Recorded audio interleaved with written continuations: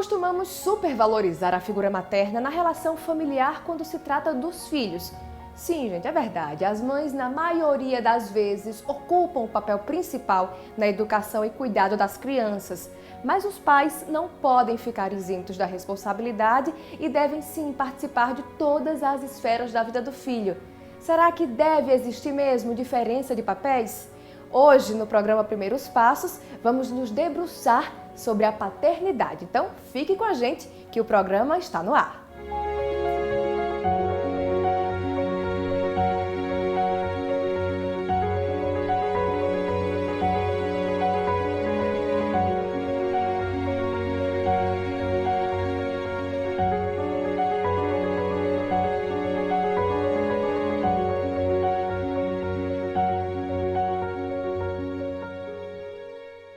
Vamos começar então nosso bate-papo sobre paternidade. Pois é, porque a sociedade está evoluindo, os papéis também estão ficando diferenciados. Que bom, né? Que bom que muita coisa está mudando e deve mesmo mudar. Doutora Renata Toscano, obrigada pela sua participação. É importante essa mudança que a gente está vendo hoje na sociedade, em que os papéis do pai e da mãe estão um pouco mais parecidos. Obrigada, Mirna, pelo convite, é muito bom estar aqui com vocês.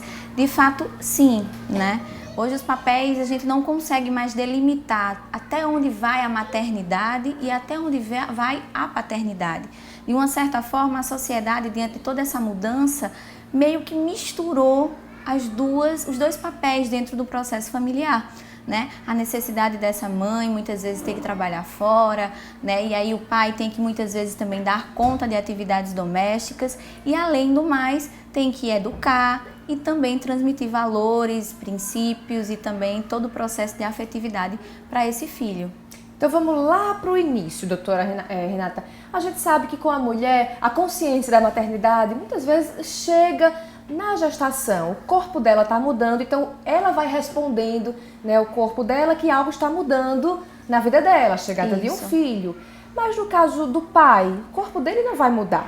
Então, a consciência da paternidade chega ainda na gestação para ele ou não? Vai depender muito de cada homem, né? Dependendo da criação que esse homem teve na família, consequentemente ele vai interferir nesse processo da gestação da sua esposa, da sua mulher. Mas comumente é muito comum que essa consciência da paternidade ela venha do meio para o final da gestação da companheira. É a partir do momento onde a mulher o bebê começa a mexer, né? E a mamãe ou a mulher convida ele para presenciar aquele momento, né? Então a partir dali ele vai vendo as responsabilidades e vai caindo a ficha que ele vai ser pai. Né, até o ponto mesmo de marcar a cesárea ou o parto e ele tá ali acompanhando e estando bem presente a partir de então. Mas no início, até para a mulher é um pouco difícil, quando cai a ficha que ela vai ser mãe, mas não tem nada formulado que o homem tem que fazer o exame do beta com a mulher para ver se vai ser pai ou não.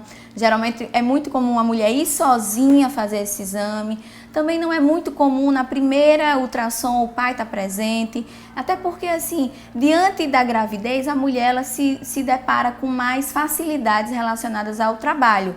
Né? Pelo fato de estar grávida, ela pode se ausentar muitas vezes para poder fazer determinados exames. Já o pai não. Ele não tem esses direitos de estar acompanhando a companheira, né, durante todo o processo. Então, o processo mesmo de conscientização paterna geralmente se dá do meio para o final da gestação. A mãe deve estimular de alguma forma a gestante? Pode estimular? É importante que essa mãe ela estimule de fato a participação desse pai, né? Porque desde o útero a criança ela é pura sensação, pura percepção. Então ela já consegue identificar que ela faz parte de uma tríade. Ela, o pai e a mãe. Simplesmente pela conversa, pelos tons de vozes, né, do pai e da mãe. Então, diante disso, é importante que essa mãe ela convide o pai, né, para estar junto, para conversar com o bebê, né, para aos poucos essa consciência paterna também ir chegando para ele. Porque tem muitas mulheres, inclusive nos tempos de hoje, que são mães autônomas, mesmo casadas, elas estão tão independentes que não permitem ou não dão abertura para esse pai, não os convida para fazer parte desse processo gestacional. né? Isso, de uma certa forma, limita a entrada desse pai, a própria autoconsciência dele no processo da paternidade. Então, é importante que essa mãe ela esteja aberta, né, participativa, o filho não é só dela, a participação paterna desde o início da gestação é por demais importante, tanto conscientemente como inconscientemente para esse feto, né? Todo o desenvolvimento, o processo de segurança, coisas que acontecem na gestação e na fecundação e no desenvolvimento fetal, que vai repercutir durante todo um processo de vida, né? Que a gente às vezes não consegue dar conta desse processo mais emocional, né? E intuitivo que está envolvido entre a paternidade e a maternidade na influência do desenvolvimento infantil. Ou seja, até talvez sem querer, muitas vezes, a mulher, por ser super protetora e por já estar socialmente, né, acostumada, adaptada a tomar conta da situação, né, das suas crias, a mulher também acaba excluindo um pouco, talvez inocentemente, excluindo um pouco ou inibindo um pouco a ação paterna, né? Isso, justamente. A mulher ela tem essa característica, né? Ela já nasce desde muito pequena com essa característica materna, de abarcar todas as necessidades, de tomar conta, de achar que pode, né? Principalmente quando está relacionado à maternidade. Então, muitas vezes, e também varia também de mulher para mulher, que a gente também não pode generalizar, mas grande parte, né, esse fator intuitivo dessa mulher, né, essa maternidade que aflora desde quando nós somos pequenos, né, pequenas, né, com brincadeiras de boneca e tal, isso leva para uma toda vida e de uma certa forma acaba conduzindo de uma forma muitas vezes errada, né, o relacionamento entre o casal, influenciando negativamente no desenvolvimento da paternidade. Pois é, doutora, e a gente observa também que, por exemplo, na hora da separação, por exemplo, de um casal, geralmente as crianças acabam ficando com a mãe. Mas por que isso acontece? Por que perante a justiça o direito do pai e da mãe não é igual ou é igual? É o que a gente vai conferir agora nesse VT. Veja aí. Sempre a guarda é analisada com benefício para a criança. Não é o benefício para o pai ou para a mãe. Sim, a prioridade ser os menores, as crianças. Caso o juiz não entenda pela guarda compartilhada ou os pais chegam a um acordo nesse sentido, ele pode arbitrar uma guarda unilateral, que ou fica com a mãe ou fica com o pai. Existe a cultura de que a mãe ficaria com a guarda, no caso da unilateral. Realmente, de fato, existe essa cultura, mas legalmente não existe uma prioridade, não. Existe na realidade, o pai que é mais apto de ter a guarda da criança e o outro assistiria a criança e o juiz arbitraria visitas, regulação de visitas. Aí também seria uma coisa mais flexível, ou se as partes não chegassem a um acordo quanto aos dias ou horários, o juiz estabelece também. Então a prioridade hoje é a guarda compartilhada de fato, mas se não houver possibilidade, a unilateral é a solução. Como é que funciona a guarda compartilhada? Bem, Vanderlei, a guarda compartilhada ela surgiu como forma de tentar simular o convívio da criança com os pais, antes da dissolução ou do casamento ou da união estável. Então, essa situação de estar na casa de um ou estar na casa de outro, isso é mais flexível. A convivência é mais flexível, as decisões são tomadas em comum acordo, a assistência é comum, certo? Então, tudo é mais flexível. As contas são pagas pelos dois também? Em comum também. Tudo é mais flexível na guarda compartilhada, e por esse motivo que ela é prioridade hoje. A Lei 3.058 de 2014, ela trouxe como prioridade a guarda compartilhada. Salientando que prioridade não é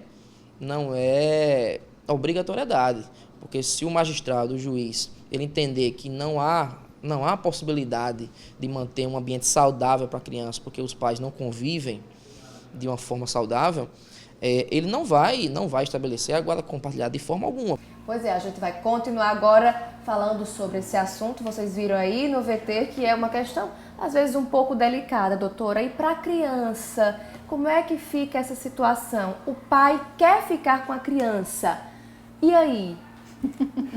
É uma situação um tanto delicada, né? Até porque nos tempos que a gente vive hoje, a configuração social e esse perfil paterno vem mudando, né? Há uns 10, 20, 30 anos atrás, os homens eles não lutavam pela guarda de seus filhos e hoje eles buscam, eles lutam, eles querem participar, eles querem ser pais, né? Então eles estão ganhando também esse espaço.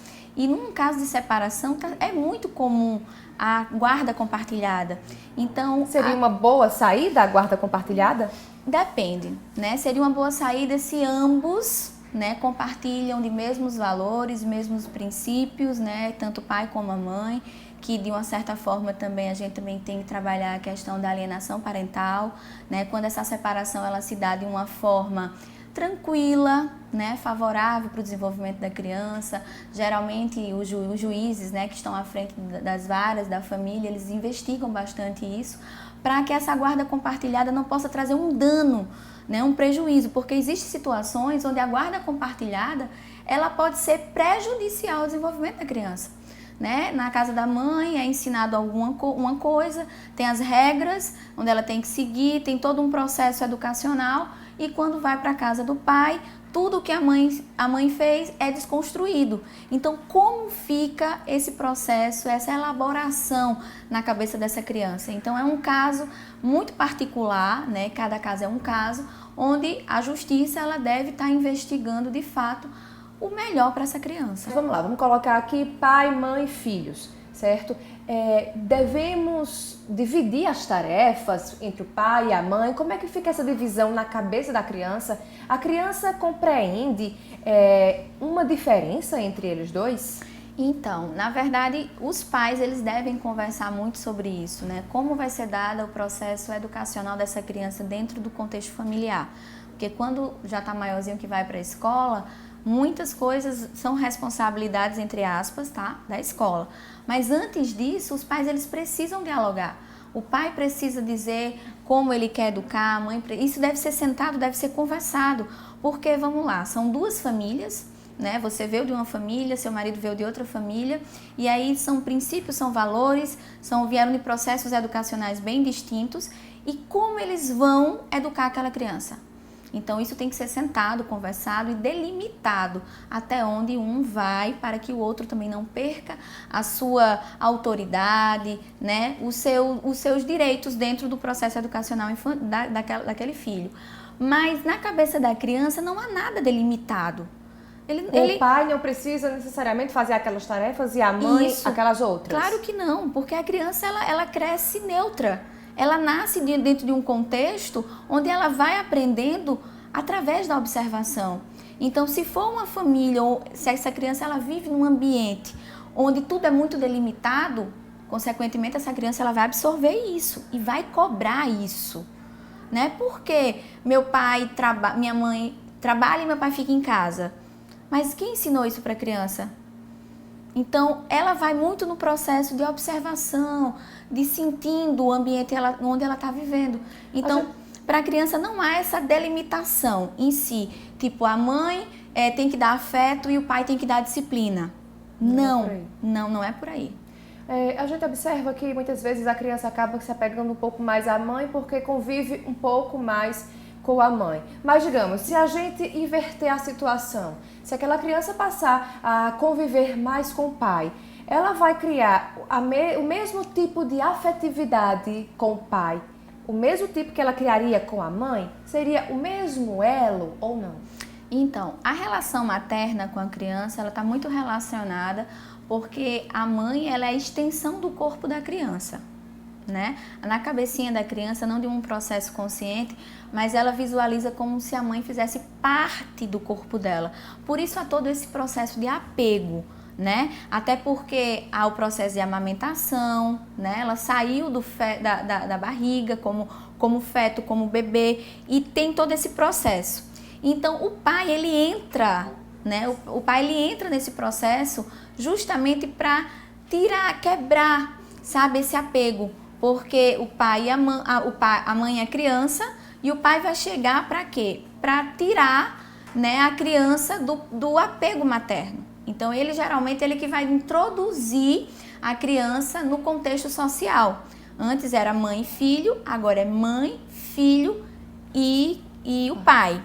O que é que acontece? Os 2 primeiros anos, a criança, independente da mãe ser ausente ou o pai ser presente, é muito comum, né? Estudos e a própria literatura coloca isso de uma forma muito clara. Os 2 primeiros anos da criança, ela naturalmente é muito apegada à mãe. Porque geralmente ela não tem o controle dos esfínteres, ela ainda faz xixi e cocô na fralda, ela tem a dependência do processo de higienização, ela ainda muitas vezes mama, né? Então todo esse processo de dependência faz com que ela tenha esse apego materno. Mas a partir dos 2 anos de idade, o pai, geralmente a partir dos 2 anos ela já não mama mais. E a partir dos 2 anos de idade, geralmente a própria psicologia e pediatria aconselha a criança os pais já começarem a tirar a fralda, fazer o desmame, né, do processo da autonomia, de trabalhar a autonomia infantil. E a partir daí o pai entra e muitas vezes se torna muito presente. E de fato não tem como a gente dizer, por exemplo, que porque a mãe está muito em casa, a criança vai ser mais apegada à mãe. Ou se o pai está muito em casa, o fato de estar presente em si não significa que ele é presente, você me entende?